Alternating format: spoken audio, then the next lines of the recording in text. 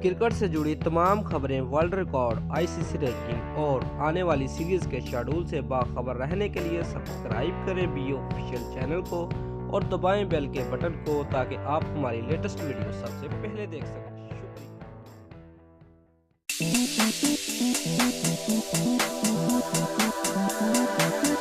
शुक्रिया। Pakistani cricket board के सरबराह Najam Sethi Pakistani super league में पाकिस्तान में होने वाले मैचों की फ्री टिकट मांगने वालों से परेशान दिखाई देते हैं।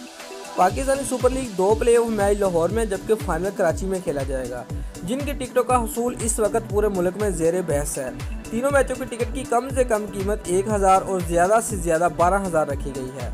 व्यूअर्स, जहां हज़ारों लोग टिकट मिलने की तारीख का इंतज़ार कर रहे हैं, वहीं ऐसे लोगों की कमी भी नहीं है जो फ्री पासेस के असूल के जद्दोजहद में मसरूफ़ हैं और लगता है कि नजम सेठी इस सूरत हाल से परेशान हैं।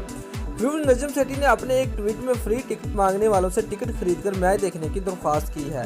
नजम सेठी ने लिखा कि फैमिली, दोस्तों, सरकारी अफसरान, मशहूर शख्सियात और VIPs में सबसे दरख्वास्त है कि वे ऑनलाइन या कराची और लाहौर के TCS सेंटर से टिकट खरीदें। मुझे फ्री पासेस का ना कहें, आप सब टिकट खरीदने की सख्त रखते हैं।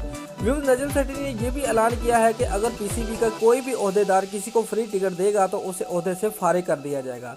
दोस्तों, अगर आपको हमारी ये वीडियो पसंद आई है तो लाइक और शेयर लाजमी करें और हमारे चैनल को सब्सक्राइब करना मत भूलिए। शुक्रिया।